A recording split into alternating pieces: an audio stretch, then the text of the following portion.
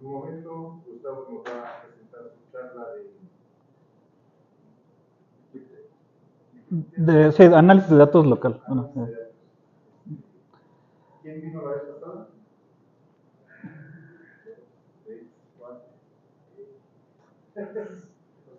La mayoría son nuevos. Entonces, quien no conozca a Gustavo, ahí pueden ver el video cortado en YouTube, porque tuvimos problemas técnicos. Nos presentó, nos enseñó a hackear Python. También David nos enseñó sobre inteligencia artificial con AWS. Con AWS, veanlo también en YouTube. Nuestro canal tiene 10 suscriptores, pero esperamos que pronto seamos más. 5 son también. ¿Tienes un bot? Oye,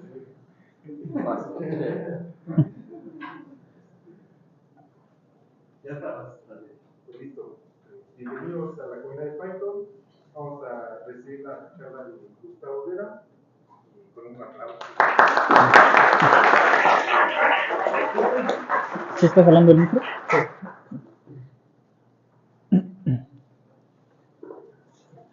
Gracias. ¿Listo, Chole? Sí. No. Bueno, pues esta vez les traigo un tema más orientado al análisis de datos, obviamente con puras herramientas de Python. Y bueno, la intención es que al final de la plática pues se vayan con algún aprendizaje sobre las cosas que podemos hacer en nuestra computadora, en nuestro local. Lo que pasa es que cuando hacemos análisis de datos, por ejemplo, pues ya para producción, ¿no? Pues necesitamos ciertas herramientas en la nube, ¿no? Como por ejemplo una base de datos OLAP, o algún orquestador de pipelines y cosas así. Y lo que les quiero presentar esta vez es todo lo que pueden hacer con su computadora, porque a veces, por ejemplo, cuando tenemos sistemas, no sé, por ejemplo, algún servidor que atiende a todos los clientes de nuestra página o de nuestra aplicación, normalmente esos servidores funcionan con 2 o 3 cores y a lo mucho 8 GB de RAM, y si hace falta, si se está quedando corto, lo que hacemos es normalmente escalar, por ejemplo, horizontal, ¿no? Agregamos más workers en vez de más RAM, ¿no?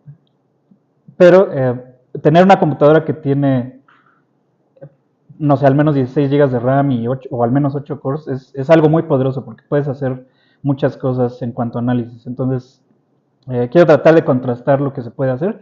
Entonces, esto les puede servir, por ejemplo, para cuando ustedes les piden hacer alguna prueba técnica, por ejemplo, de análisis de datos, o cuando están maquetando algo relacionado a análisis de datos y a lo mejor se lo quieren compartir a alguno de sus compañeros dentro de la empresa, al PM o al stakeholder. Y pues bueno, de eso se va a tratar la plática. Y bueno, pues voy a empezar con la introducción y vamos a responder, pues, ¿qué, no? ¿A qué se refiere todo esto de análisis de datos? Entonces, no sé si sabían, pero Python se está volviendo, o ya se volvió, el estándar para hacer análisis de datos. Es un lenguaje que ya se usa para eso y pues tiene una gran comunidad, ¿no? Y pues bueno, aquí tengo un ejemplo, ¿no? Imaginen que ustedes son ingenieros en Spotify y necesitan, por ejemplo, responder esta pregunta, ¿no? ¿Cuáles son los géneros musicales más populares para usuarios de 18 y 25 años? Entonces, ese tipo de preguntas, pues, se resuelve pues haciendo análisis de datos, ¿no? Y bueno, el objetivo del análisis de datos pues es transformar datos en información, ¿no? Bueno, ahora, ¿dónde podemos hacer esto? Pues normalmente lo podemos hacer en la nube con algún proveedor de servicios como AWS, como Google Cloud o Azure. En la nube pues tenemos ya algunas herramientas que ya vienen con muchas cosas para poder hacer análisis de datos. Por ejemplo, SageMaker y Google Colab, no sé si conozcan ese tipo de servicios. ¿Sí? Perdón. Okay. Y bueno, cuando uno está haciendo análisis de datos en la nube, pues normalmente los datos tienen que estar en algún servicio en la nube, ¿no? Como en un bucket, por ejemplo, de S3, ¿no? Y de ahí, pues, se comunican a los servicios de análisis de datos y pues todo funciona, todo pasa a través en la nube, ¿no? Bueno, ahora, yo la recomendación que estoy haciendo ahorita es para que te des cuenta del poder que tiene tu computadora, ¿no? Entonces, no estoy tratando como de promocionar que no utilicemos las herramientas como SageMaker o Google Colab, sino más bien cómo poderle sacar poder a nuestra laptop. Entonces, bueno, hacerlo en nuestro local, pues tiene sus ventajas. Una es el costo, ¿no? Normalmente algo que nos puede asustar un poco de crear nuestra cuenta en Amazon, en Google, es probablemente el costo, ¿no? ¿Cuánto me va a costar almacenar el dataset que quiero analizar? ¿O cuánto me va a costar hacer una instancia del servicio que quiero utilizar? Entonces,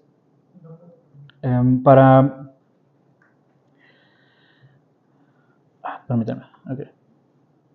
Listo. Bueno, otra ventaja podría ser el control, ¿no? Que tienes sobre los datos, porque si lo haces tú en tu computadora, pues vas a tener tus datos y tus herramientas a la mano, ¿no? Vas a poder instalar específicamente la versión que quieras, ¿no? Tú eres el admin de tu compu y pues te ahorras aprender a configurar un servicio, por ejemplo, en Amazon, ¿no? Y bueno, aquí en Python tenemos librerías como, por ejemplo, DocDB. No sé si conocen DocDB o si habían escuchado de DocDB. No. Bueno, pues vamos a hacer un pequeño ejercicio con DocDB y vamos a ver qué es lo que podemos hacer con nuestra computadora, con la máquina local. Entonces, cuando yo quiero hacer análisis de datos, pues necesito tres cosas, ¿no? Necesito un buen entorno de desarrollo, necesito los datos y pues las herramientas, ¿no? ¿Cuáles herramientas voy a utilizar en mi local? Y bueno, para ir más allá, aparte del análisis, normalmente un análisis de datos o los resultados de un análisis de datos, pues se tiene que presentar, ¿no? A una persona o a un área. Entonces también necesito una forma de presentar mis conclusiones, ¿no? o en sí el análisis de datos. Entonces, como entorno de desarrollo local, pues vamos a ocupar Jupyter. Jupyter, de hecho, es esto que estoy presentando. Esta biblioteca de Python nos permite gestionar este entorno que se llama notebooks, ¿no? Si ustedes se dan cuenta, para los que no lo conocen, estas son unas celdas, ¿sí? Y esta celda, esta interfaz, pues es capaz de correr Python, ¿no? ¿Por qué necesito un entorno de desarrollo? Bueno, específicamente Jupyter, pues es interactiva, ¿no? Y pues eso nos abre las puertas a la exploración. Entonces, cuando yo ejecuto código en una celda de Jupyter, pues puedo estar iterando sobre ese código, ¿no? y estar viendo la salida en tiempo real, ¿no? Eso me va a permitir ir ajustando en tiempo real hasta que me quede, ¿no? Perdón. Ok. ¿Qué más puede hacer Jupyter? Bueno, pues como le están viendo, pues puedo meter texto enriquecido, puede ser Markdown, LaTeX o HTML, ¿no? Y esto igual nos abre la puerta para poder compartir nuestro análisis, por ejemplo, con una persona que tenga conocimientos más técnicos, ¿no? Podemos comentar el código de una forma pues mejor, más bonita, ¿no? Entonces eso pues nos habilita la colaboración. Jupyter no solo puede correr Python, no sé si sabían eso, puede correr otros lenguajes, entre ellos R, Julia, Scala, que también son lenguajes usados para el análisis de datos. Y bueno, Jupyter también pues está muy padre porque Está muy integrado con muchas cuestiones de análisis de datos, sobre todo la visualización, ¿no? Ahorita vamos a ver unos ejemplos. Y hay un montón de extensiones y plugins que uno le puede instalar a Jupyter para customizarlo, ¿no? Y se pueden hacer muchas cosas, ya vamos a ver aquí.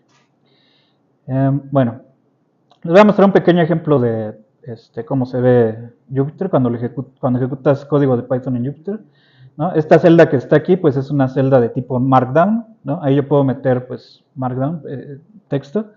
Y esta es una celda que es de tipo, pues, de código, ¿no?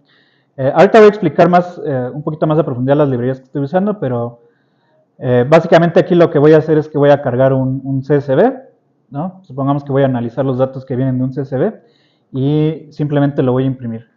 Entonces, Jupyter, pues al estar muy integrado con estas herramientas de análisis, pues me da salidas muy bonitas. Entonces, en vez de ver una tabla, ¿no? Así hecha con puros, con ASCII code o cosas así, pues puedo ver una tabla aquí en HTML de forma bonita. Les decía que también, le voy a dar enter aquí, podemos escribir LaTeX, ¿no? Entonces, por ejemplo, si estamos haciendo una tesis y parte de nuestra tesis es crear un algoritmo o un script en Python, por ejemplo, aquí podemos documentar fácilmente si requerimos usar matemáticas, por ejemplo, pues usando una celda de Markdown. Entonces, para escribir LaTeX, como pueden ver aquí, simplemente hay que poner doble símbolo de dólar, ¿no? Y lo que está entre ese símbolo, pues va a ser interpretado como LaTeX, ¿no? Que es lo que normalmente piden en las tesis, ¿no? Cuando tenemos que escribir matemáticas. Entonces, igual voy a mostrar aquí otro ejemplo de la integración que tiene Jupyter con por ejemplo, con las gráficas. Hay una librería, pues, muy famosa que fue de las primeras que empezaron con la visualización de datos, que es Matplotlib. Y bueno, lo que voy a hacer aquí simplemente es, dado el mismo dataset que teníamos, simplemente voy a setear algunas cosas, como es el título, quién va a ser cuál va a ser la etiqueta de mi eje Y, de mi eje X, y voy a mostrar la gráfica. Entonces, Jupyter pues ya me habilita a ver esta gráfica aquí en línea, ¿no? Yo puedo estar iterando, puedo estar manipulando mi gráfica. Por ejemplo, aquí voy a cambiar el tamaño, simplemente doy Shift Enter, ¿no? Y cambio el tamaño, ¿no?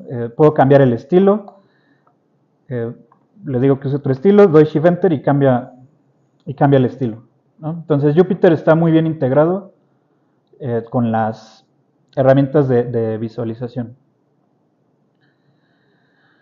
Y bueno, ¿qué otras cosas o ventajas tiene Jupyter? Tiene unos comandos que les llaman Magic Commands. Y, por ejemplo, supongamos que yo quiero correr una función y quiero saber cuánto tiempo corre, pues ya no tengo que construirme yo mi función para checar cuánto tiempo tarda la ejecución de una función. Dentro de Jupyter, simplemente en una celda puedo poner este doble porcentaje y time, y lo que va a hacer es, pues, medir el tiempo de ejecución de lo que está en la celda, ¿no? Entonces, Jupyter ya viene con muchos Magic Commands, y los podemos ver si, por ejemplo, ejecutamos LSMagic, ¿no? Aquí podemos ver todos los comandos que tenemos a disposición, ¿no? Ya no tenemos que hacerlos nosotros. Y aparte hay muchos que podemos instalar de la comunidad, ¿no? Del software libre y de la comunidad de Jupyter. Entonces, ese es el entorno que vamos a hacer. Esta plática, pues también se me ocurrió porque hablando con un compañero, pues me decía que le habían dejado como una prueba de análisis de datos, y pues se quiso lucir un poco, quiso montar todo con Docker, ¿no? Poner su Jupyter en Docker, a lo mejor una base de datos. Y lo que les presento aquí pues es simplemente un stack local para cuando necesiten hacer eso. A más tardar mañana, toda esta notebook la van a encontrar en el repositorio. No usa Docker, simplemente es como pon aquí tus datos, ya están estas herramientas. Y ahorita yo te voy a enseñar a usar unas herramientas para que se vea más pro, ¿no? Cuando quieras lucirte en alguna prueba o cuando quieras compartir algo de análisis de datos. Entonces, de ahí nos vamos a las herramientas que vamos a usar, ¿no? Entonces, bueno, de aquí no sé si tengan alguna duda o comentario de la parte de Jupyter o de las notebooks. No sé si ya todos conocían esa herramienta. ¿No? ¿Todo bien? Bueno. Ok. Entonces, ahora vamos a ver las herramientas que yo propongo, ¿no? Cuando queremos analizar un buen de datos en local. Entonces, una de ellas es DocDB. Y DocDB, pues, en pocas palabras es esto, ¿no? Es un in-process OLAP DBMS, ¿no? Entonces, ¿alguien sabe lo que es una base de datos OLAP? O bueno, levante la mano quien lo sepa. Una base de datos OLAP, ¿sí? ¿Y cuáles son las otras? ¿Alguien sabe? Unas son las OLAP y hay otras OLTP, ¿verdad? Bueno, entonces vamos a desglosar esto, por si no les son familiares los términos. In-process, en este caso para DocDB, se refiere a que esta base de datos va a correr en el mismo proceso que mi aplicación, o que el cliente, en este caso en el mismo proceso que mi Jupyter Notebook. ¿Qué quiere decir esto? Que, o sea, DocDB es una base de datos, ¿no? Entonces yo podría tener un MongoDB local con Docker o un Postgres, ¿no? Con Docker. Pero las desventajas, bueno, eso tiene una ventaja, ¿no? Porque es una forma de replicar el ambiente donde vas a trabajar, que probablemente sea producción, ¿no?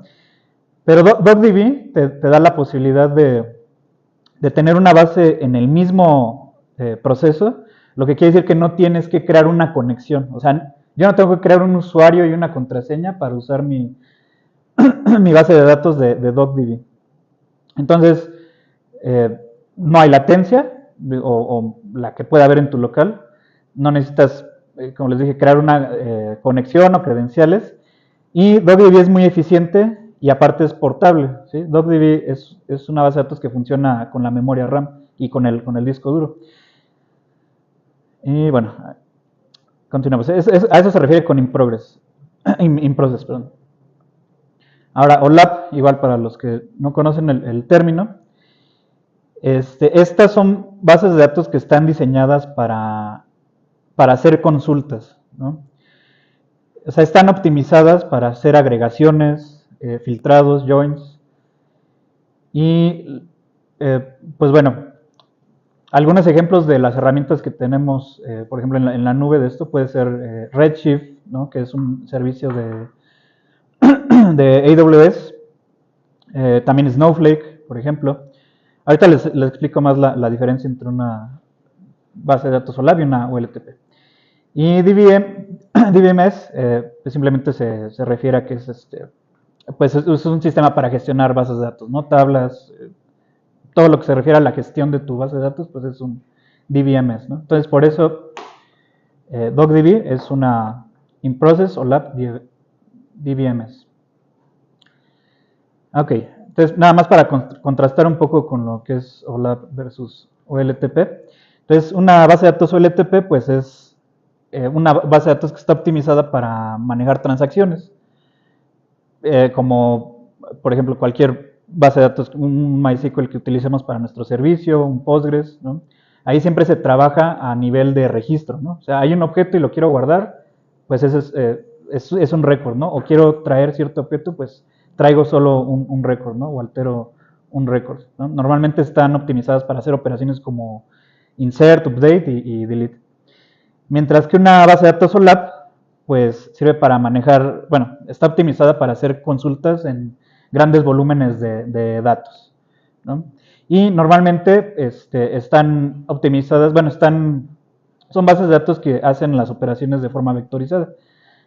Por ejemplo, una base de datos OLTP, pues podríamos decir que guarda todo en bloques, ¿no? Un objeto para mí es, no sé, supongamos usuario, y todas las variables del usuario, que son las columnas, ¿no? Entonces, por ejemplo, ahí nosotros utilizamos mucho la indexación, ¿no? Cuando queremos traer de forma rápida algún dato del usuario, pues lo podemos hacer porque nosotros indexamos por récord, ¿no? Una base de datos OLAP, cuando guarda los datos, en realidad los guarda en forma de columna, normalmente, ¿no? Entonces, por eso es que están optimizadas para hacer agregaciones, ¿no? Porque yo le podría decir, súmame la columna A con la columna B, y como ya tiene la estructura, cuando guarda los datos está en columna, pues es más rápido y más eficiente hacer esas operaciones que récord por récord, ¿no? Y bueno, esta nada más es una imagen así, pues, de dónde se utilizan las bases de datos OLAP. Normalmente este es un flujo normal. Tenemos nosotros servicios que tienen sus bases de datos OLTPs, ¿no? Normalmente se leen esas fuentes de datos y las concentramos en una base de datos OLAP, ¿no? Normalmente eso le llamamos un data warehouse.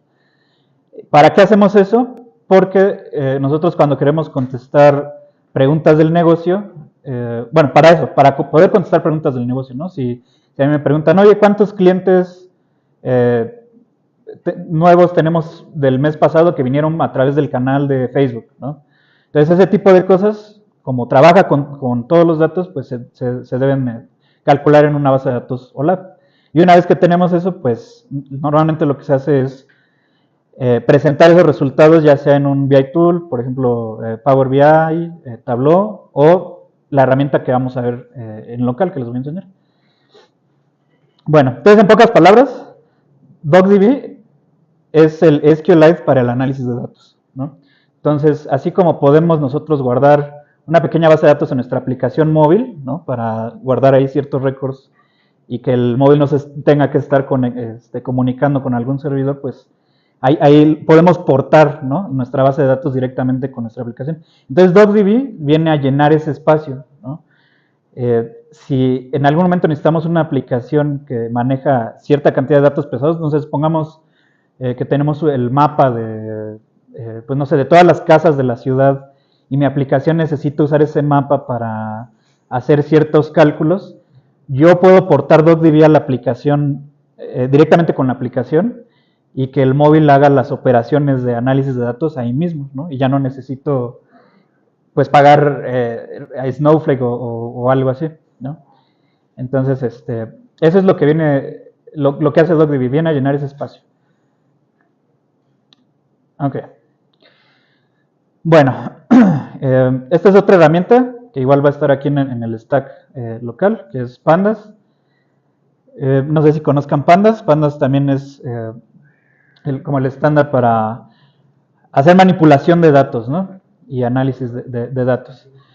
¿Qué es Pandas? Y bueno, ¿qué es lo que nos permite? Disculpen. Pandas nos permite cargar datos de forma estructurada y analizarlos también así de forma estructurada. Pandas nos permite leer de muchos archivos, por ejemplo, archivos Parquet, ¿no? CSVs, conectar directamente Pandas a una base de datos para traer los datos, ¿no? Y cuando me refiero a que Pandas proporciona estructuras de datos que nos ayuden a hacer el análisis, pues me refiero a estas dos, ¿no? Pandas tiene dos objetos importantes o dos estructuras importantes. Una son las series, que tiene una estructura parecida a un vector, ¿no? Una serie de datos. Y también tenemos los data frames, ¿no? Que es una estructura pues más parecida como a una tabla, ¿no? de una base de datos. Entonces, con Pandas, con esta biblioteca, nosotros podemos manipular datos en forma de tablas, que es como normalmente lo haríamos cuando leemos de una base de datos, ¿no? Todo esto viene de que, pues cuando se hacía análisis de datos, antes de que existiera Pandas, pues uno lo que hacía era hacer análisis de datos con SQL, ¿no? Hacíamos consultas que nos traían tablas, hacíamos operaciones, y actualmente ya regresamos otra vez a eso, pero de una forma más eficiente. Entonces, Pandas pues te ayuda a pythonificar ese tipo de estructuras, ¿no? de datos. Y bueno, la siguiente herramienta de nuestro stack local va a ser Plotly. No sé si conozcan Plotly. ¿Sí? Bueno, Plotly pues es esta herramienta de visualización y nos va a permitir hacer gráficas que sean dinámicas, ¿no? Y de mejor calidad que, por ejemplo, como la que vimos aquí con Matplotlib, ¿no? Esta gráfica de aquí pues es estática, o sea, de hecho esta es una imagen, ¿no? Que se procesa una imagen y ya, pues tienes tu imagen, ¿no? Puedes cambiar el color y lo que sea, pero no es dinámica, ¿no? No le puedes hacer zoom, no puedes seleccionar una área específica de la gráfica y ese espacio pues lo viene a llenar Plotly. Entonces, Plotly, pues, lo que hace es que hace estas gráficas de calidad y dinámicas, estas visualizaciones dinámicas. Y la forma en la que lo hace, pues es, las hace, esto está construido sobre, no me acuerdo cómo se llama, bueno, una librería de JavaScript. J3, D3, ¿verdad? Sí, exacto. Entonces, Plotly pues ya es esta herramienta que nos va a ayudar a usar D3 o JS a través de Python, ¿no? Y eso pues ya nos abre también muchas posibilidades, que es lo que vamos a hacer al final de la plática, porque podemos embeber, o sea, podemos hacer análisis con Python, que ya vimos que es como el estándar para el análisis de datos, pero ahora también ya voy a tener la posibilidad de visualizar o de embeber mis gráficas en aplicaciones web. Bueno, entonces vamos a ver un pequeño ejemplo. Entonces igual con Pandas y Plotly voy a cargar este CSV de ventas que tengo aquí y simplemente voy a hacer una gráfica de barras. Es muy fácil, simplemente es importo Plotly Express, px.bar, le paso el data frame, le digo quién va a ser la X, qué columna de mi data frame va a ser la X, qué columna va a ser la Y, el color que quiero, el título, ¿no? El tipo de barra. Y bueno, cuando yo ejecuto esto, pues Plotly me genera gráficas como estas. Entonces ahora sí ven, si yo pongo el puntero encima de la gráfica, tengo información, puedo filtrar qué datos quiero ver, ¿no? Quiero ver solamente zanahoria, ¿no? Le doy doble clic y otra vez aparece todo. O tal vez quiero ver solamente esta sección de aquí, ¿no? Entonces esta ya es una gráfica pues interactiva que puedo usar en una aplicación web, ¿no? Y vean que es muy fácil hacerla, o sea, creo que hasta fue más fácil que con Matplotlib, ¿no? Ya tiene ciertos defaults que hacen que se vea padre, ¿no? Y aparte también son responsivas, ¿no? Y bueno, en realidad lo que vamos a usar en el demo del final es Dash. Dash es un proyecto que hizo Plotly y Dash es, bueno, esta librería nos va a permitir hacer aplicaciones web como dashboards, ¿no? Por ejemplo, como Tableau, como Looker, ¿no?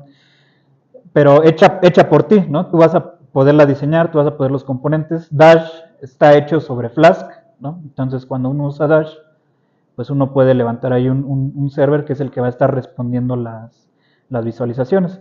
Entonces, Plotly más Dash o Dash, ¿qué nos habilita? Nos habilita más interacción, ¿no? Porque aquí simplemente estoy escupiendo una gráfica, ¿no? Y sí puedo seleccionar qué es lo que quiero ver, pero de lo que ya viene en la gráfica, ¿no? Entonces, ahora si yo quisiera agregar, por ejemplo, un botón, ¿no? Para seleccionar el año, el producto, cosas así, pues ahora ya lo puedo hacer con Dash. Lo que hicieron en Dash fue programar, bueno, tiene todos los entry points para el HTML que necesites generar en tu aplicación web, que en este caso es más, bueno, es un dashboard. Y bueno, se va a entender más viendo el ejemplo. Ok, aquí está. Cuando usamos Dash, bueno, quiero que vean este código de aquí, ¿no? Entonces, pues digo, yo la primera vez que usé esto, pues no sabía yo mucho como de frontend. Aquí no se necesita saber JavaScript y en teoría tampoco HTML, pero necesitas saber cómo se usa, porque ahora tengo entry points desde Python, ¿no? Hacia esos objetos.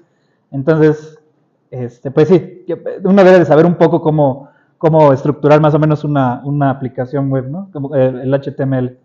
Todo esto es código Python, ¿no? O sea, este HTML lo estoy importando de Dash, pero al final de cuentas es Python, ¿no? Entonces, la forma en la que sirve, cómo funciona Dash, es que tú creas pues una aplicación y esa aplicación va a tener este objeto que es el principal, que es el layout, ¿no?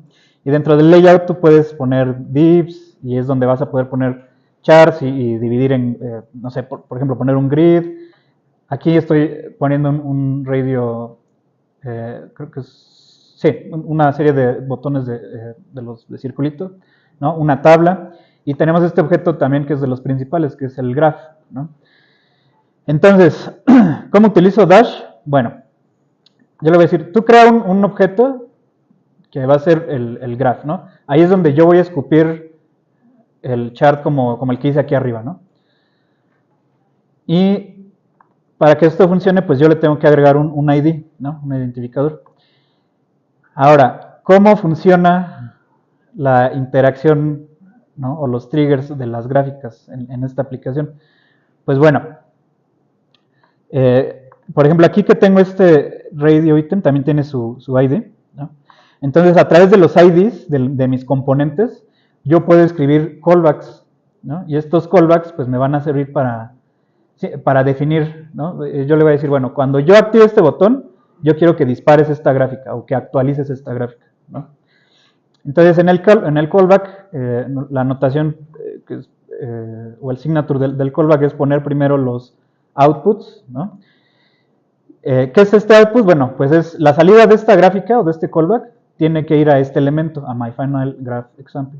¿Cuál era? Pues era este, ¿no? Entonces así le estoy diciendo dónde es que va a inyectar la gráfica, ¿no? ¿Cuál va a ser el output?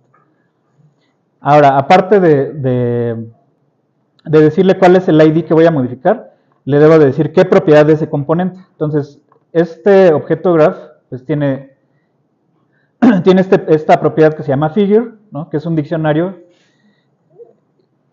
que básicamente es una gráfica de Plotly, ¿no? Entonces, por ejemplo, aquí si yo imprimo esto, en vez de mostrarlo directamente en la notebook, ¿sí? Van a ver que esto en realidad es mi gráfica, ¿no? Es como un diccionario, es un objeto, ¿no? Que pasa a otras funciones dentro de Plotly que interpretan esto y generan el JavaScript necesario, ¿no? Entonces, en Dash, por eso el figure es normalmente un diccionario, ¿no? Entonces aquí en este callback le estoy diciendo, bueno, vas a actualizar el figure de este componente, ¿no? O sea, vas a poner aquí una gráfica. ¿Cuándo vas a hacer eso? Bueno, cuando este componente, que es el radio item que puse acá, ¿no? Las opciones que puse acá, cuando hay un cambio en el property value, ¿no? Que es el que está aquí. Cuando hay un cambio ahí, quiero que dispares este callback. Y este callback pues simplemente es un histograma, ¿no? Y normalmente los inputs, el valor que yo tenga en la propiedad en este property, va a ser inyectado aquí, ¿no? Bueno, ahora, les decía, esta es una aplicación, pues en realidad por detrás es Flask. Y déjenme correrlo así, ¿no? Entonces, con este app run, yo puedo poner a correr el servidor. Pero lo interesante es que en la última versión de Dash lo puedo hacer aquí en línea, ¿no? En la Jupyter. Entonces, digo, no es lo más bonito del mundo. Déjenme darle un poquito más así. Ajá. Y entonces aquí tengo estos tres botones de aquí, pues es el componente que había puesto aquí, ¿no? El radio items. Aquí está la tabla, ¿no? Y el graph. Entonces, déjenme hacerlo más así. Entonces aquí, pues, este es un ejemplo que es de hecho de la página de Plotly. Están utilizando el dataset de Gapminder, que vienen como, por ejemplo, el crecimiento de los países, ¿no? Relacionado a la expectación de vida o al PIB y cosas así. Entonces, yo con estos botones de aquí, yo le puedo decir que filtrar, ¿no? Entonces, quiero que me muestres, por ejemplo, por la expectación de vida, ¿no? La población, ¿no? El PIB. ¿Sí?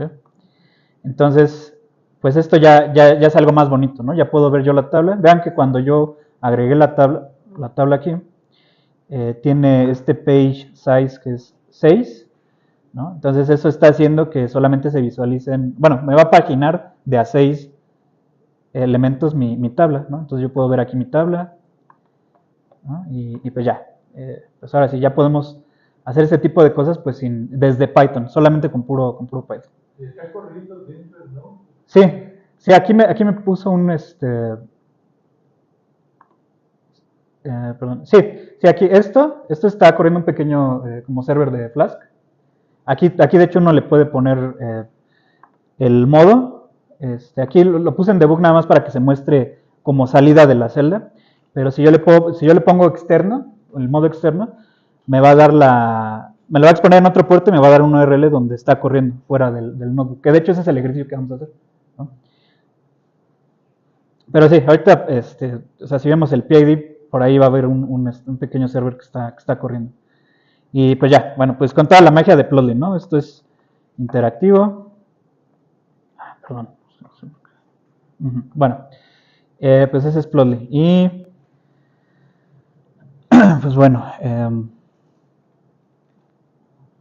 no sé si fue muy poco tiempo, pero bueno, ya por último, bueno, es que ya casi acaba esto, pero podemos platicar de todo esto. Por último vamos a hacer un pequeño demo. Y bueno, pues para que puedan dimensionar lo que vamos a hacer, les voy a mostrar los archivos, ¿no? Porque estos archivos son de unos datasets abiertos de México. Déjenme mostrarles. Hacer esto.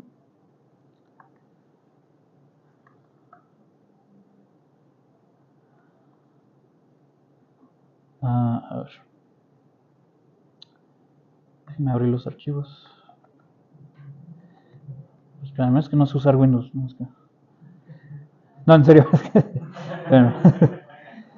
Pues, sí. Lo siento. Sí. Sí, es que me gusta, la utilizo con el subsistema de Linux, pero hay veces que necesito mostrar otras cosas aquí. Entonces, bueno, vamos a ver desde acá. Perdón. ¿Qué estoy haciendo?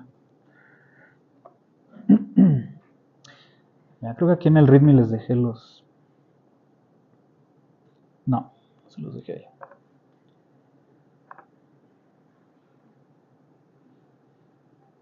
¿Ahí que están viendo mi Sublime?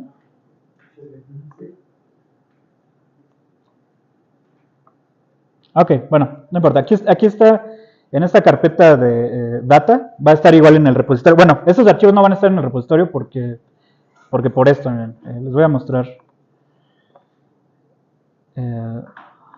Properties, bueno. Entonces todos los archivos están allá dentro de la carpeta QQP.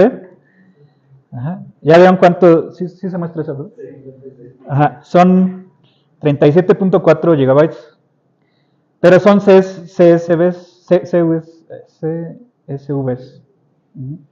Vienen aquí por año, ¿no? Carpetas por año. Y les digo, son datos de los datos abiertos de México. Se llama ¿Quién es quién? ¿Quién es quién? Sí, es sesión de invitado, ¿eh? No es mi búsqueda. ¿Quién es quién? Datasets. No, ¿quién es quién? En los precios. ¿Quién es quién en los precios? Aquí está. Entonces aquí es de Profeco. Entonces aquí en quién es quién, aquí pueden encontrar. ¿Dónde está? Sí, ¿verdad? Bueno, no sé si esto es lo que quiero ver. Espérame. Sí, más bien aquí, ¿no? Aquí.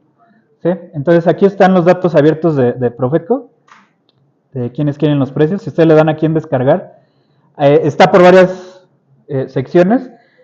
Yo el que estoy usando es el de quienes quieren los precios, ¿no? Entonces si le damos aquí van a encontrar todos los RAR, los puntos RAR. Yo ya los descargué y solo los puse en uno y los puse en mi drive y lo voy a poner público para el repositorio, para que no bajen uno a uno. Y en el drive nada más pesa 800 megabytes. Una vez que se descomprime ya son los, ¿qué? 37.4, ¿no? Entonces, Bueno, para los que conozcan un poco de, por ejemplo, de pandas, ¿no? Uno lo que podría hacer en primera instancia es cargar esos datos con pandas, ¿no? Pero, o sea, 37.4 gigas en pandas, luego se hace más, ¿no? O sea, pesa todavía más en memoria una vez que como que se hidratan ahí en pandas, ¿no? Porque trae todo lo de, pues todos los objetos de Python, las series, todo, ¿no? Entonces, no cabe en memoria, ¿no? Entonces, eso es algo que yo quería mostrarles aquí, ¿no? Para que vayamos viendo qué estamos haciendo. Ajá. Bueno, yo aquí tengo 16, ¿no? 16 de... Sí tengo un buen de cores, pero solo 16 de RAM, ¿no? De los cuales ya estoy usando pues más de 2 GB, ¿no? Entonces, ¿cómo puedo cargar ese dataset de forma en Python, ¿no? O en mi notebook? Pues esa forma es usando DocDB. Entonces, uno instala simplemente DocDB, se puede instalar desde Python, no es como un paquete aparte del sistema operativo, o sea, desde Python puedes hacer pip install DocDB, ¿no? Y yo puedo cargar datos con DocDB desde JSONs, Parquet, bueno, lo que les había dicho, ¿no? Y aparte me permite pues hacer esto, ¿no? O sea, esos directorios los tengo organizados así, ¿no? Pues viene como el año y adentro viene otra carpeta y adentro ya vienen los SVs, ¿no? Entonces yo puedo hacer esto, ¿no? Y nada, les iba a mostrar. Igual aquí, me parece que aquí... Pero sí hay que definir el esquema. No, les iba a enseñar el esquema, porque es que no recuerdo dónde lo encontré, pero no. Aquí lo único que... Sí puedes definir el esquema desde el principio, pero, por ejemplo, con este dataset hay un problema, y de hecho lo mejor es que lo cargues todo como texto y después hagas casting, ¿no? Lo que voy a hacer aquí es... No voy a hacer esto, bueno, perdón. Ok, con DocDB yo puedo decirle, lee estos archivos, ¿no? Lo único que voy a ocupar del diccionario que ven aquí, de este esquema de aquí, solamente voy a ocupar los nombres ahorita, ¿no? Por eso dice list aquí. Simplemente le voy a pasar los nombres y aquí con este parámetro le voy a decir, lee todo como varchar, ¿no? Como string, en este caso. Entonces, pues bueno, ahí ya hizo algo, al parecer, ¿no? Y ahorita ya me está mostrando un preview, ¿no? Pero, digo, pues si han utilizado herramientas similares, en realidad esto es como casi lazy load, ¿no? Simplemente me está mostrando, o sea, no hubo errores, ¿no? Sí los leyó, pero nada más me está mostrando como los 10 primeros récords y los 10 últimos, ¿no? No he hecho nada, pero ya, o sea, si esto ya pasó, pues quiere decir que ya los pudo leer, ¿no? Entonces, lo que voy a hacer es que voy a hacer unos pequeños castings aquí. Lo que pasa es que en ese dataset trae nulos, pero los trae como texto, o sea, no, porque un CSV no guarda los tipos, ¿no? ¿Sí saben? Entonces, por eso es mejor, si viene de un CSV, pues leerlo como string y ya después haces el casting, ¿no? ¿Por qué? ¿Cuál es el problema? Si yo le paso el esquema desde el principio, si yo le digo que este es float, ¿no? Va a transformar todos los números que estén en string a float, pero cuando llegue al string null no lo va a poder transformar, ¿no? Por eso es que lo hice así, ¿no? Entonces, bueno, voy a ejecutar eso y... Esperen, ¿por qué está tan rápido? Esperen. No. Ya, hay un pequeño detalle que tenía que borrar antes. ¿Por qué funciona? No, lo que pasa es que creo que ya está haciendo referencia a un... ¿Dónde está? No, esto no es. ¿Dónde está? Aquí. Perdón. Ya, aquí, bueno. Voy a borrar esto. Este archivo es la base de datos de DocDB. Pero lo que yo... Bueno, ahí pesa 4 GB, ¿no? Pero... O sea, lo que les quiero mostrar es... No, creo que vamos bien. No, está bien, no lo había creado. A ver. Ajá. Ya.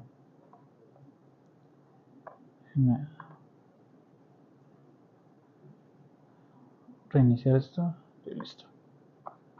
Ya, vamos de nuevo. Sí, porque estaba muy rápido, ¿no? Bueno, entonces les decía, DocDB puede correr directamente en la memoria, ¿sí? Es más, ni siquiera necesitas todavía el archivo. O me refiero a persistir algo en el disco duro, más que los puros archivos, ¿no? Ok, entonces... No, pues sí está rápido, ¿no? Ok, bueno. Ok, está bien. Entonces, puedo yo trabajar con la pura memoria o puedo crear una base de datos como cuando uno usa un SQLite, ¿no? Que crea un archivo.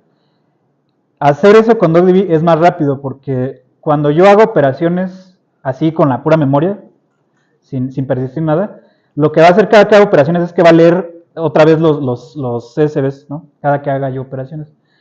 Entonces, algo que puedo hacer, pues es lo que me salté acá, mejor si lo hacemos, ¿no? Así se crea una base de datos, ¿no? Tú le puedes poner el nombre que quieras, de hecho la extensión que quieras, ¿no? Y ese con ya es como tu entry point, ¿no? Para hacer cálculos. Esto. Ok, entonces aquí voy a crear una tabla que se llame product, que venga del select de arriba. Entonces sí ya está tardando, ¿no? Entonces ese primer paso, ¿sí? Uno lo puede hacer o se lo puede saltar, ¿no? Si lo hago, de aquí en adelante todo va a correr más rápido. Y si no lo hago, pues va a ser solo un poco más lento, no tanto. Entonces, bueno, esperemos a que termine. Aquí, pues lo que va a pasar es que los 32 GB de datos que teníamos, los va a guardar en otro formato, que es el que utiliza DocDB. Bueno, listo, ya está. Y entonces ahora ya puedo hacer referencia a esa base de datos que se llama product, ¿no? No necesito un objeto, o sea, simplemente con decirle que con este conector, ¿no? Que mis datos vienen de product, ya va a saber de dónde leer, ¿no? Entonces, si ven aquí, ya, aquí está, ¿no? O sea, en la base de datos UPP, dentro hay una tabla que se llama product, ¿no? Ok, entonces, vamos a ver cuántos récords tenemos. ¿Quién sabe leer números? Son 128 millones, ¿no? De registros en local. Pero lo más importante, ahorita pues sí, ya estoy usando pues como 2 GB más de RAM, ¿no? Pero no 32, ¿no? Ni 16. Ok, entonces puedo hacer pues queries ya súper rápidas, ¿no? Sobre esos 128 millones, ¿no? Vamos a hacer un distinct sobre las categorías, ya terminó. Vamos a ver cuánto fue de tiempo, podemos usar timeit. Oh, no, sí, ahí está, ya. ¿No? Entonces son pues microsegundos hacer ese distinct, ¿no? Ok, lo que voy a hacer es que voy a preparar los datos para mi dashboard que voy a hacer con Plotly Dash, ¿sale? Y vamos a hacer esto, vamos a hacer un drop down, ¿no? Donde yo pueda seleccionar los productos.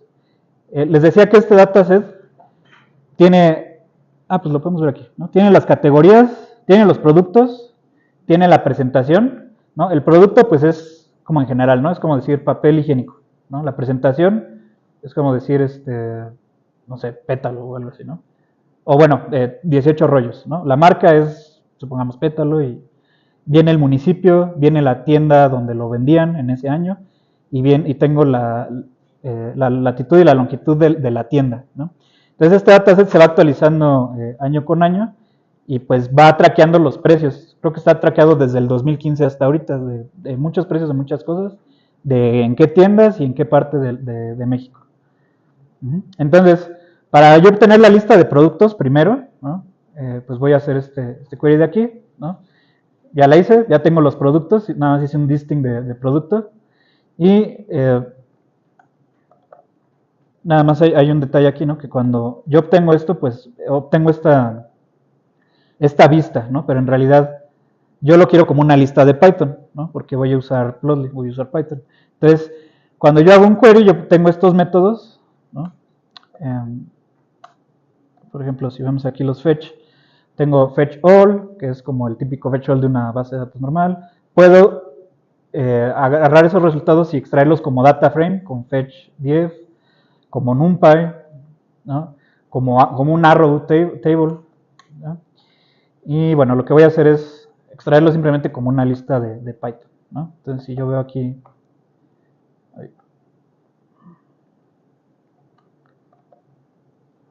los productos, pues ya tengo la lista de todos los productos, ¿no? Son un buen, ¿no? ¿Cuántos eran? Ah, sí, es que estos son productos, ¿eh? A ver. Sí, 823. Bueno, ahora lo que voy a hacer, ahora sí voy a hacer alguna operación que tenga ahí un grupo y agregaciones, ¿no? Que ese es el poder de las bases de datos sola, ¿no? Entonces lo que voy a hacer es, voy a hacer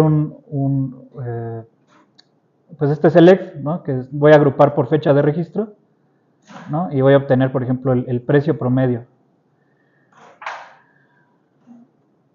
Y bueno, aquí, bueno, y del producto papel higiénico, ¿no? Por ejemplo. Entonces aquí tengo ya para cada fecha de registro, ya tengo el precio promedio del papel higiénico en ese dataset. Ahora lo que necesito, ya tengo la lista de productos, ¿no? Con la que voy a llenar mi dropdown. Ahora quiero los años, ¿no? Entonces, ¿cómo hago eso? Pues simplemente mando este query, el listing de los años, ¿no? Simplemente le extraigo el año a las fechas, ¿no? La fecha de registro. Y pues ya lo tengo, ¿no? Bueno, voy a cerrar esta conexión. Ok, entonces ya por último, ya para que no se aburran. Voy a hacer otra aplicación de Dash.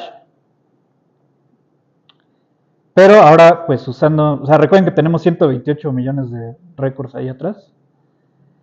Y pues bueno, les explico rápido. Tengo aquí este dropdown que voy a llenar con los productos. El valor por defecto va a ser el primero. Tengo este otro dropdown, ¿no? Que lo voy a llenar con los años. Y lo voy a llenar, el valor por defecto va a ser el último año, o sea, 2023. Y voy a mostrar dos gráficos, ¿sí? Uno que es el precio histórico de un producto y otro que es una sorpresa. Bueno, pues lo mismo de hace rato, el callback, ¿no? Cuando yo cambie el valor del dropdown de productos, quiero que actualices el figure del objeto de acá, ¿no? Del price history. Y lo que voy a hacer es que voy a crear mi conexión a DocDB. El query, pues aquí lo tengo. ¿Sí? Es el de hace rato. Y lo voy a regresar como data frame, ¿no? ¿Por qué como data frame? Porque ya vimos que Plotly trabaja bien con data frames, ¿no? Bueno, déjenme la ejecuto. Perdón. ¿Qué pasa? A ver. No, es que cerré la conexión. No está bien.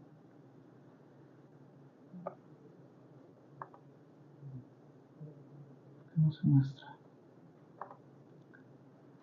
Permítanme.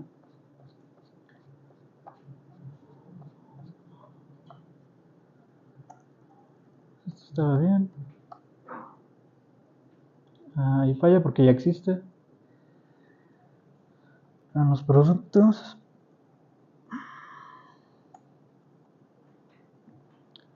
Los años. A ver si es por este. No creo.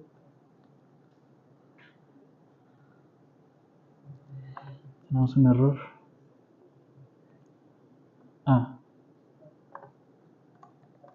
Aquí, ¿verdad? Pero bueno, no quiero esto. Vamos a ponerlo por fuera, ¿no? De la notebook. Aquí se fue. Listo. Ahí. Pues ya aquí lo tenía, ¿verdad?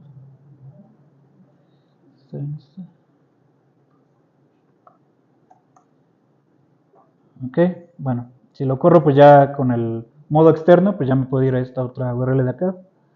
Pero este no es. ¿Por qué? Déjame recargar aquí.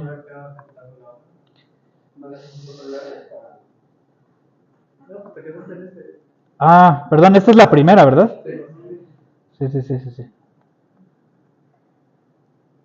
Ok, perdón, ahora sí. A ver si no tengo que ejecutar todo otra vez.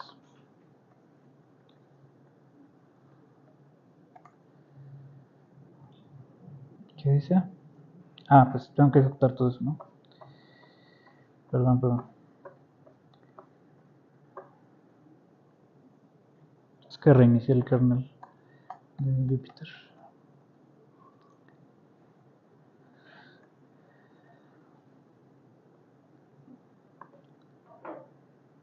Ok, bueno, y aquí está mi... Pues ya, esto ya podría ser una aplicación web, les digo que está hecho en Flash por atrás, entonces esta gráfica de aquí pues simplemente me muestra el histórico de un producto, ¿no? Entonces, bueno, es que ese es con acento, vi que había otro, salieron dos, ¿no?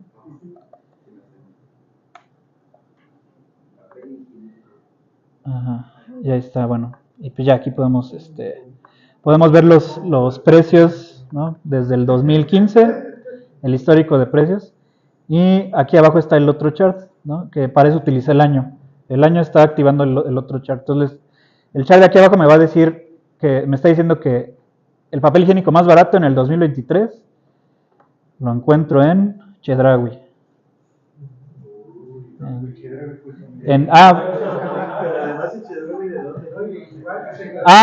Sí, pues sí le puse el estado, ¿no? Pero me falta aquí. No me acuerdo cómo, pero aquí se puede poner el estado en el on hover para verlo, pero bueno, ahorita tenemos esto. Y pues así, si escojo otro, por ejemplo, si quiero saber, esto debería de cambiar con el año. Entonces, ¿cuándo fue el COVID?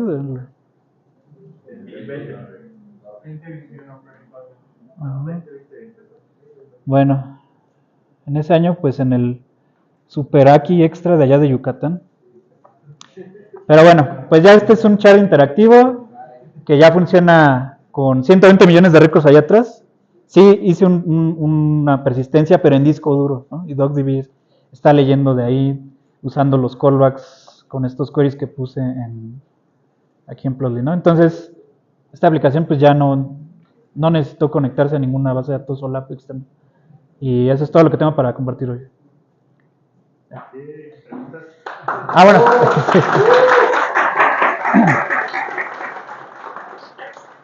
¿Preguntas?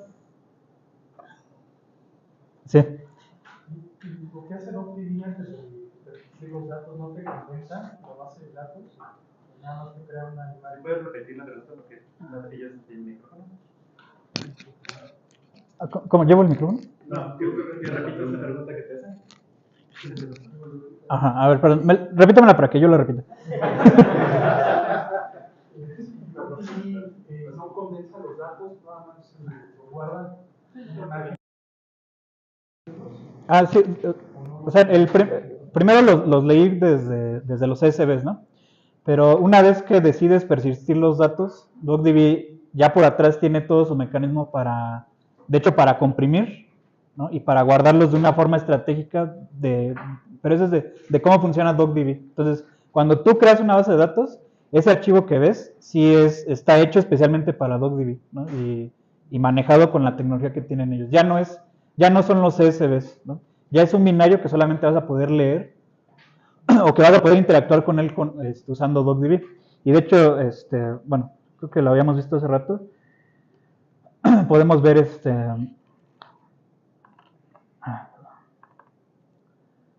Ajá. Aquí está, este es el archivo que hizo, ¿no?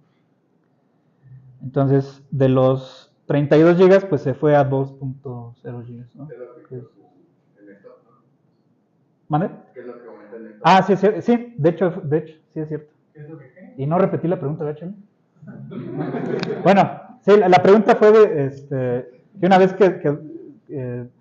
o sea, ¿cómo le hace DocDB para persistir los datos, no? O sea, yo partí de unos SVs y una vez que uno decide persistir los datos, pues se crea este archivo pues binario, ¿no?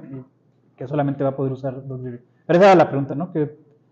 ¿qué hacía DocDB, no? Específicamente, o sea, podríamos tener toda una plática solamente de DocDB. De hecho, solo lo entiendo hasta cierto punto, pero es su propio mecanismo para comprimir los datos y hacer operaciones con los datos comprimidos y descomprimirlos así en la memoria, ¿no? Pero eso ya es la tecnología de ellos. Sí. Pero ¿cómo asumía que tenía que concatenar cada año en una sola tabla? Sí.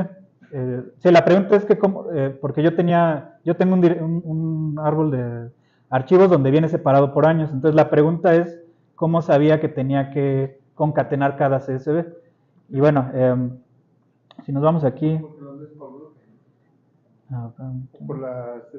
Bueno, o sea, lo primero que todo deben de tener el mismo esquema, ¿no? O sea, yo puedo tener un CSV que se llame A y B, pero mientras tengan las mismas columnas, en el caso de CSV, porque el CSV es lo único que interesa, las columnas, pues lo va a poder hacer. Pero les mencionaba esto, ¿no? Que yo puedo poner asterisco, asterisco, asterisco, ¿no? Entonces, ya no importa que estén separados por años mis archivos o por carpetas, esta sí es como la ruta genérica que llega a todos los CSVs que están hasta el nivel más abajo. Pero en general, es que tengan al menos el mismo esquema, ¿no? En el caso de CSV, pues con que cumplan con el header, ya con eso. Porque hay otros archivos, ¿no? Como Parquet, esos archivos sí guardan los tipos, ¿no? O por ejemplo un abro file, esos guardan el esquema, ¿no? Entonces, si lees dos que no concuerdan, pues sí te va a marcar como un error, ¿no? ¿Algo más? Una vez que ejecuté todo, ¿ya puedo borrar los SBs de mi compu para que no me estorben? Sí podrías. Pero y ya nada más te quedas con la... perdón, repito la pregunta. Sí podrías, y ya nada más te quedas con el archivo de DocDB. Y de hecho, pues bueno, hablando de análisis de datos, en los procesos de transformación, normalmente uno va creando snapshots o persistencias en partes específicas, ¿no? Supongamos que esos son mis datos raw, ¿no? Todos los SVs. Y supongamos que yo para alguna operación necesito tenerlos agrupados por estado. Entonces yo puedo hacer ese select group by y solo ese persistirlo como una nueva tabla. Entonces ya tengo los datos raw, ya tengo otra tabla, ya después que hago el select la puedo persistir así. Y entonces vas acercando más y más los datos ya procesados a tu aplicación. Y por lo tanto se vuelve más rápida, ¿no? De hecho, eso es lo común, eso es lo que se hace cuando uno, bueno, yo trabajo ahorita en eso, ¿no? En la parte de transformación. Entonces, yo le tengo que entregar a los usuarios los datos ya casi como los van a presentar. Entonces, yo debo de saber dónde crear mis propios snapshots, ¿no? Bueno, en este caso, pues en Snowflake, pero es lo mismo. Con esta herramienta tú puedes crear tus propios pasos intermedios para que al final tu aplicación ya nada más lea de unas dos tablas que ya tienen casi lo que quieres mostrar. ¿Algo más? Sí, por acá. Andamos corrientes. Una pregunta. Cuando ya tengo los datos en SQLite, los puedo pasar, bueno, yo imagino, se puede pasar, ¿no? A DocDB. ¿Lo has hecho? No lo he hecho, pero supongo que sí se puede, porque o sea, DocDB puede leer de muchos. O sea, de hecho, supongamos que tú puedes conectar tu pandas a tu SQLite, ¿no? Uh-huh. De hecho, DocDB puede hacer queries sobre objetos que ya tengas, no solamente sobre tablas. Creo que eso es importante, ¿verdad? Miren, solamente les voy a mostrar algo aquí rápido. O sea, el chiste es que mientras tú tengas un objeto intermedio de los que lea DocDB, uh-huh, pero me parece que sí ha de poder leer desde SQLite, nada más que no lo he hecho. Pero mientras tengas un objeto del que puedas leer, lo puedes usar en DocDB. Es que como DocDB está orientado para que funcione en memoria, entonces algo que ya tengas en memoria lo va a poder usar. Solo déjenme mostrarles un ejemplo rápido. Por ejemplo, aquí. Este es un data frame que viene de un CSV que es así, pues medio dummy. Yo lo hice, tiene como 30 entradas nada más. Ajá, se llama ventas, ¿no? Entonces yo con DocDB puedo decirle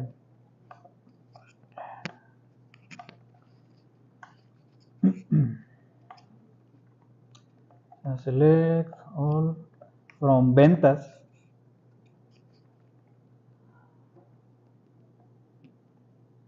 Ok, O sea, puedes hacer queries sobre data frames que ya tengas. Eso se me olvidó decirlo. Pero perfecto. y hay veces que no tienes un data frame de pandas, a lo mejor tienes algo de uno de Arrow o de Polars, ¿no? Que es creo que le hicieron en Rust, ¿no? Como un equivalente Sí. de pandas. Esos también, si tú ya los tienes en memoria, como DocDB corre en el mismo proceso, es capaz de leer la memoria. O sea, ventas no es este ventas que puse aquí es este data frame que es de pandas. Este no tenía nada que ver con DocDB y lo puedo hacer queries sobre eso. Está chido, ¿no? Sí, muchas gracias. Sí, eso era algo importante, pero no lo dije. Sí. ¿Algo más? Estas aplicaciones de Dash que haces, ¿qué tan difícil es ponerlas en un sitio externo? Es súper fácil porque a final de cuentas es un server de Flask. Es una aplicación que está hecha en Flask. Entonces, el objeto que te interesa o el que uno utiliza, por ejemplo, cuando uno pone... Sí, esa era la pregunta, ¿verdad? Sí. Para ponerlo como en prod, ¿no? Bueno, Plotly tiene su modelo del negocio de donde te dice, bueno, si tú quieres hacer algo con Dash, puedes pagarme y yo te hago tu deploy o tu CI y todo eso que necesites para ponerlo en prod. Pero si uno lo quiere hacer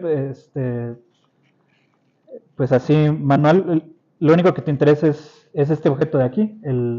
Este es el app, como el de Flask, como cuando uno crea una aplicación de Flask. De hecho, hasta lo podrías poner dentro de un blueprint si ya tienes una aplicación corriendo en Flask, ¿no? Haces un blueprint donde metes ¿no? Y ya es parte de, ya nada más pones un link o algo hacia tu aplicación y ya es parte del mismo.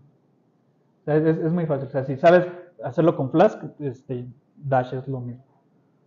Aquí nada más que lo que se da a entender con esta plática es lo que puedes hacer en local, ¿no? Pero no necesito Jupyter para deployarla, ¿no? O sea, esto corrió porque aquí yo tengo un if name igual a main, ¿verdad? Y lo estoy ejecutando así directo.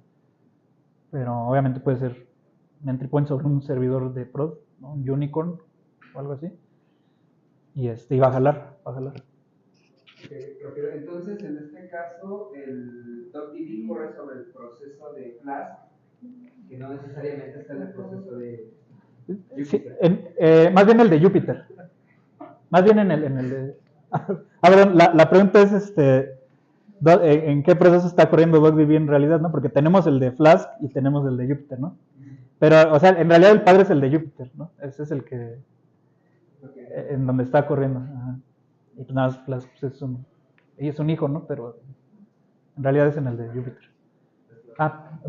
¿Dónde? Hola, buenas noches. ¿Qué tal? Bueno, si bien ocupas DocDB para hacer tu data lake, al tratar de conectar una herramienta de BI, pues qué tan fácil es, porque supongamos Tableau o Power BI ya tiene estos sistemas para poderlo conectar ya sea a BigQuery o a la misma dependencia que puede ser la AWS. En este caso, para hacer esa conexión, para que ya sea un sistema, por decirlo, más sólido y de cara al cliente, pues cómo podría suplantar esta parte. Sí, ahí al final yo creo que tendrías que, bueno, por ejemplo, en Redshift y en Snowflake, sí puedes crear tablas a partir de archivos, ¿no? O sea, tú le dices, este archivo en realidad para ti va a ser una tabla, ¿no? Eso se puede. Pero también, si tú tienes un proceso de transformaciones, ¿no? Al final, la última es la que puedes materializar como tabla, ¿no? Por así decirlo, eso ya la metes, pues si quieres en un Postgres o en algo así, ¿no? Pero sí puedes, o sea, DocDB nada más te sirve para el proceso de en medio, toda la transformación. Ya el último, supongamos que la tabla que ya quiero usar la puedo exportar como Parquet, por ejemplo. Y entonces puedes usar también cosas como Athena, o sea, algo para hacer queries sobre archivos. Guardo mi Parquet en un bucket, el cual está siendo leído por Athena, y ya puedo conectar mi BI a Athena, por ejemplo, ¿no? Puedo conectar mi QuickSight, ¿no? Que es el de Amazon a mi Athena, ¿no? O sea, mientras lo podamos poner en un archivo, ¿no? Y DocDB puede ponerlo en Parquet, que son muy eficientes, vas a poder conectarlo a Tableau o algo así. Pero sí, hay varias soluciones, o sea, depende. Puedes ponerlo en algo como Presto, como Athena, o directamente en Snowflake, le dices, este archivo va a ser una tabla para ti, ¿no? Entonces, cada que lo refresque, tú genéralo, materialízalo.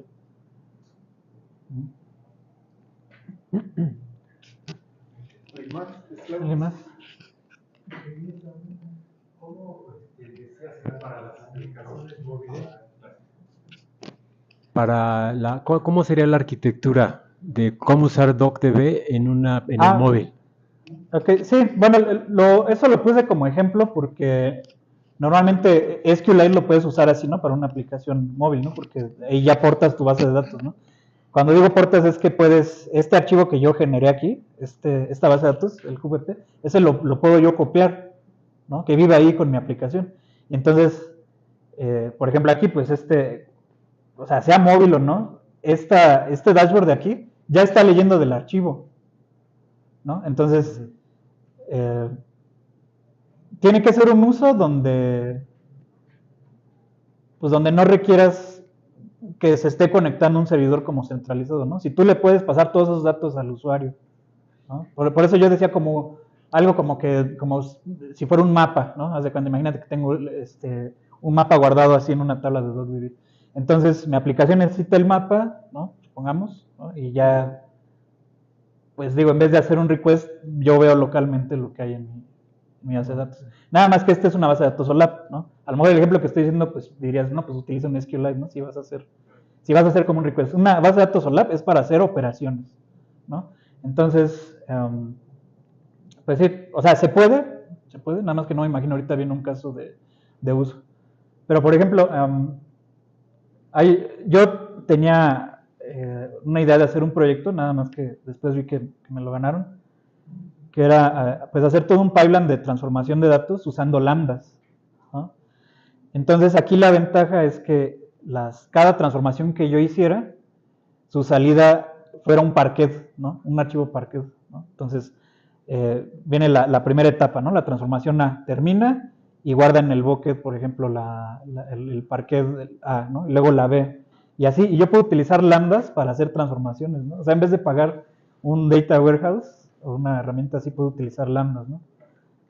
Pero sí, o sea, no sé, necesitaría yo pensar una aplicación móvil donde necesites algo intenso de datos, ¿no? Porque esto es para hacer operaciones intensas, ¿no? Para cualquier otra cosa, pues utilizas SQLite, ¿no?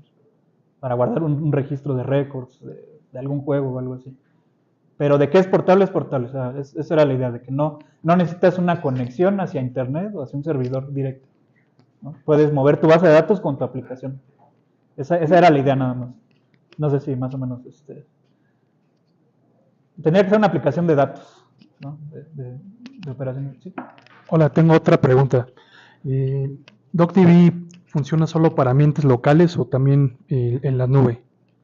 Sí, te digo, lo puedes usar en donde sea. O sea, mientras tengas tu memoria RAM, lo puedes usar. Y en el caso que quieras persistir, pues necesitas disco duro, no importa en qué ambiente estés. Por eso les decía, o sea, en una lambda, ¿no? Que tiene ahí un storage que es efímero, pues ahí tú lo que vas a utilizar es la RAM, ¿no? Y el output de tu lambda, por ejemplo, va a ser un archivo que va a guardar en un storage que sí es bueno, como por ejemplo como en S3, ¿no? Pero no importa el ambiente, o sea, DocDB va a jalar si tú tienes al menos RAM, ¿no? Al menos memoria RAM. Con eso es suficiente.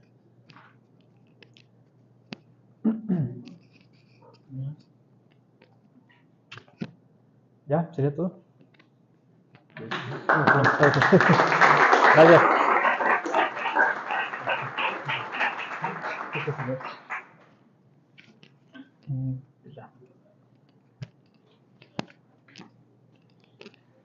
Pues muchas gracias por venir a todos.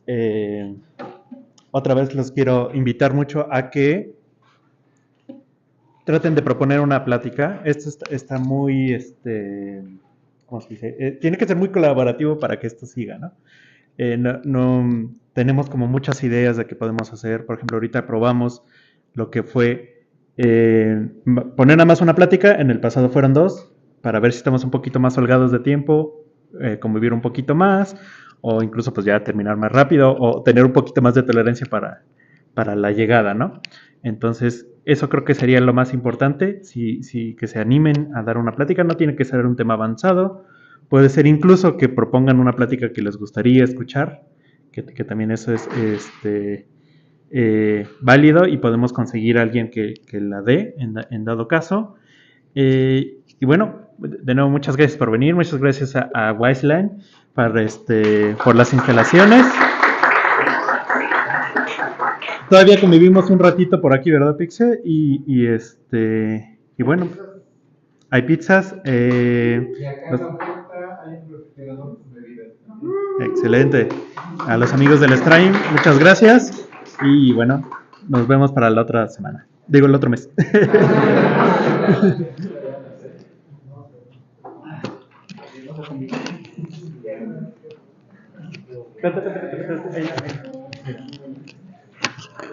No sé. Le dije finalizar. ¿Esta es la operación?